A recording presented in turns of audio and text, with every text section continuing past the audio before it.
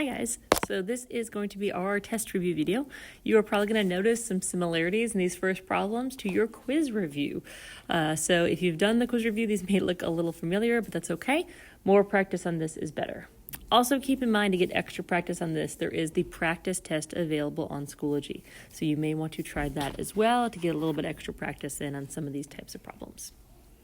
All right, so on this first one, we have cotangent times sine. Since there's no pluses or minuses, I'm going to rewrite everything with cosines and sines. Cotangent is cosine over sine. I don't need to change sign because it's already in terms of cosine and sine. Your sines will cancel, and that leaves you with cosine.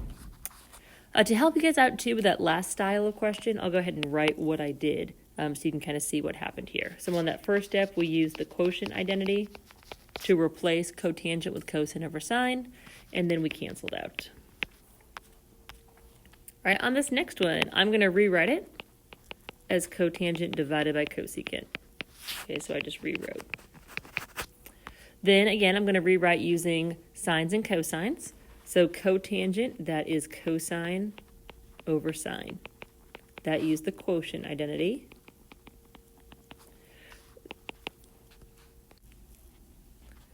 All right, cosecant, that is 1 over sine. That used the reciprocal identity there. All right, when you divide, you flip fractions. So we're going to flip that fraction, and then we're going to cancel out, and you're left with cosine.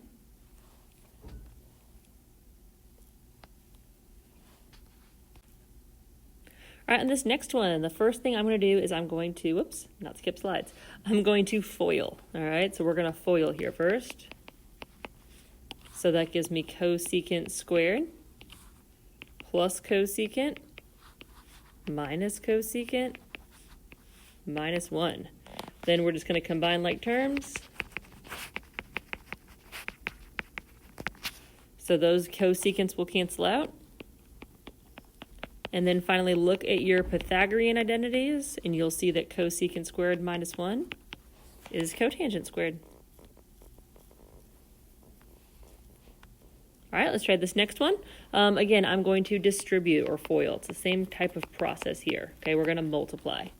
Secant times secant is secant squared. Secant times cosine is 1. Those are reciprocals. Secant squared minus 1, you can check your Pythagorean identities. Secant squared minus 1 is tangent squared.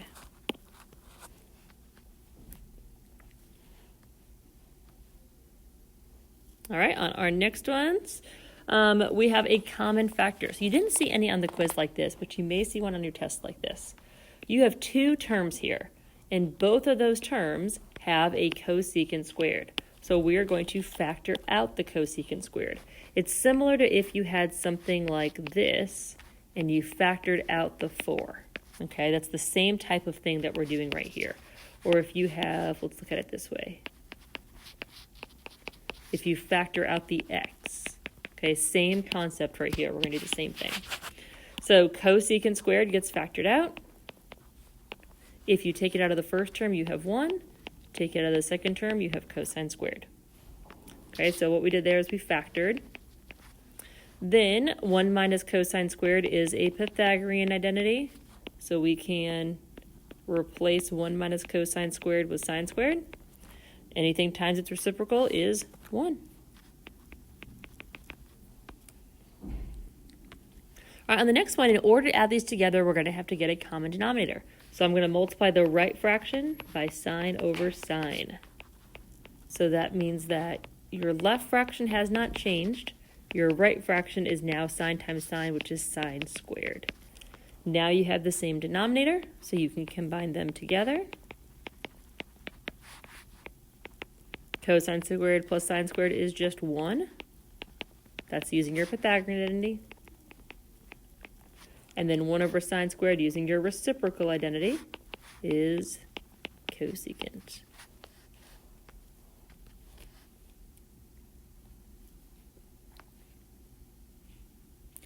All right, the next one again, we're going to have to get a common denominator to add these fractions together. The right fraction needs cosine. The left fraction needs sine. Sine times cosecant is 1. Cosine times cosine is cosine squared. Now you have the same denominator. You can combine the tops together. 1 minus cosine squared, if you look at your Pythagorean identities, is sine squared. So you can cancel out a sine from top and bottom. That leaves you with sine over cosine. You can then use your quotient identities to get tangent. Right, on 8, we're going to distribute on that first step. Cosecant times cosecant is cosecant squared. Cosecant times sine, anything times its reciprocal, is 1. Cosecant squared minus 1 is a Pythagorean identity, and it is cotangent squared.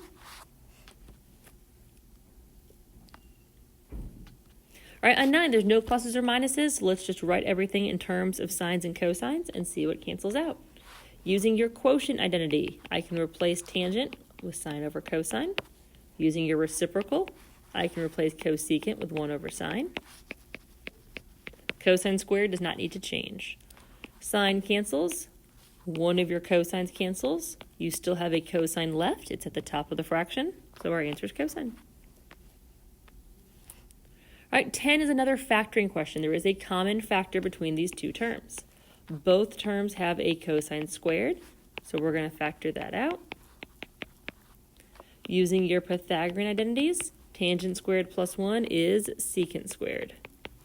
Cosine and secant are reciprocals, so cosine times secant is 1. All right, secant divided by tangent. I'm going to rewrite this one and make it a little easier to see. So secant divided by tan. Secant is 1 over cosine. Tangent is sine over cosine. When you divide, you flip.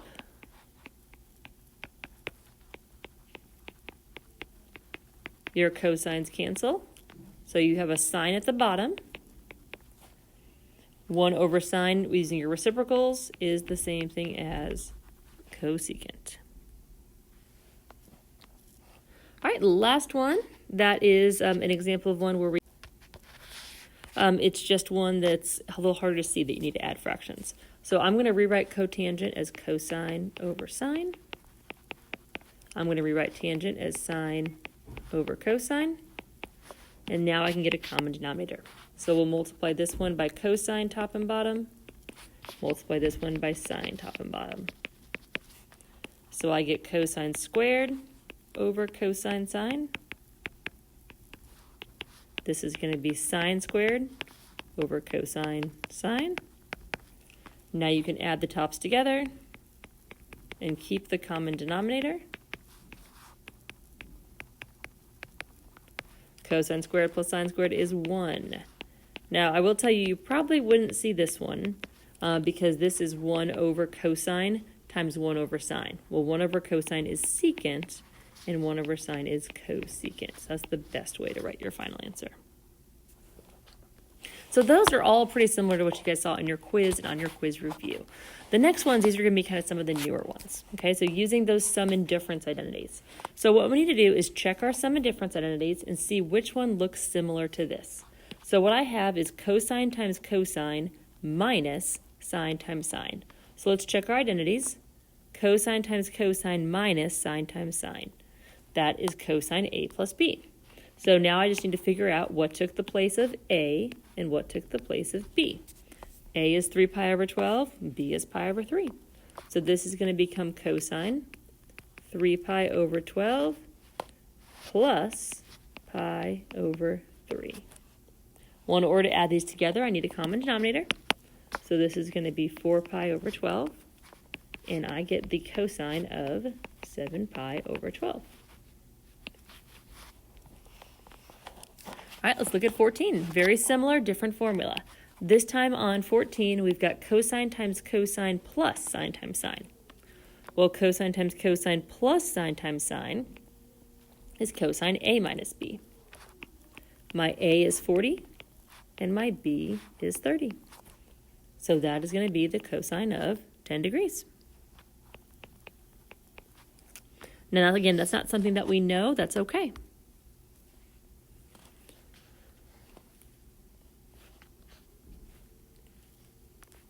All right, next one, using our cofunctions and our odd and even. So if you see a negative inside, remember those odd even properties. Okay, if it's cosine or secant, you can drop the negative. The other ones, you move the negative. But for cosine, you can drop the negative. So that's one possible answer. Then we've got a lot of other different answers we can use here. We can use cofunctions. Well, cosine and sine are equal when their angles are complementary. You also could do reciprocals. Cosine is 1 over secant, and sine is 1 over cosecant. So any of those are going to give you the same answer. All right, again, let's try another. The expression cosine 60 is equivalent to which of these? Well, we know it's the same as A because it's even. You can drop the negative, so that one's not right. Secant and cosine are reciprocals, so it's not B. 30 and 60, we can use cofunctions. D is not correct. You cannot move the negative there, okay? That negative would drop. That would be a different answer. Now remember, if it was like sine, then you could move the negative to the outside. Those are equivalent. But for cosine, it's even. You just drop the negative. All right, cofunction for secant. So secant's cofunction is cosecant. And remember, cofunction means you use the complement. Odd even, that has to do with our negatives. So secant is even, which means the negative can stay there. So this is going to be the same thing as a secant of negative 30. Secant and cosine, you can drop the negative. Everything else, you have to move it to the outside. Then the last one, that's one of your sum and difference, okay? Cosine times cosine minus. Well, cosine times cosine minus sine times sine is cosine A plus B. So this is the cosine of 30 plus 15. So this is the cosine of 45. Now, if you want to actually find that value, great. It's root 2 over 2. But I will tell you on your test, you'll probably see your answer written as cosine over 45. But it's just good practice to know that value. All right, the last style of question is going to look a little different, and this is just writing what's actually happening here. Now, there is a multiple choice bank that you can kind of see and pick from, but we're going to go ahead and go through this without those choices just so we can kind of see what's happening.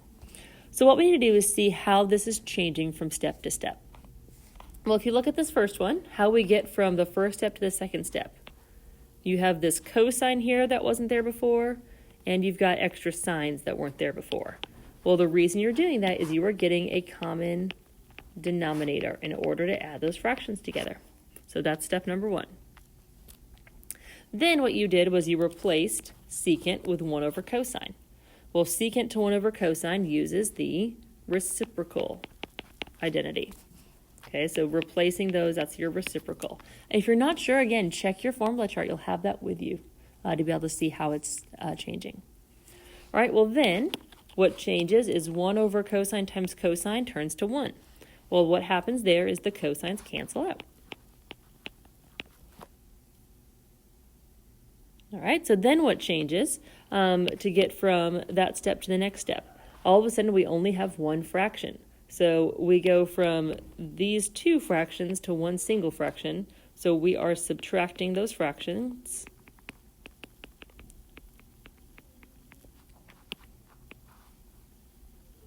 Or you could say combining like terms there. It's pretty similar. Okay, then the next step, what changes is the top. We go from 1 minus sine squared to cosine squared. That is your Pythagorean identity. Then what changes in the next step? You only have 1 cosine at the top, and you no longer have a cosine in the bottom because you are canceling out a cosine from top and bottom. Then the last step, you have cosine divided by sine, and you're turning that into cotangent. Well, cosine over sine equals cotan is your quotient identity. And that's how you get to your final answer. All right, one more of those, similar concept. So we need to figure out how do we get from step 1 to step 2? Well, I multiplied or distributed. Then what changed? Secant changed to 1 over cosine. That uses your reciprocal identity. Then 1 over cosine times cosine turns into 1 because cosine cancels out. And then the last thing that changes, I don't know why I erased that, is you end up from 1 minus cosine squared to sine squared. The way that happens, that uses your Pythagorean identity, because 1 minus cosine squared equals sine squared is a form of your Pythagorean identity. All right, so that is it, guys. Don't forget there is that practice test on Schoology. It's not going to have these fill-in-the-blank style questions. So again, if you want extra practice with that, you can kind of write your why on your answers on the review. And those, you can also see mine on my answer key as well to double check on those.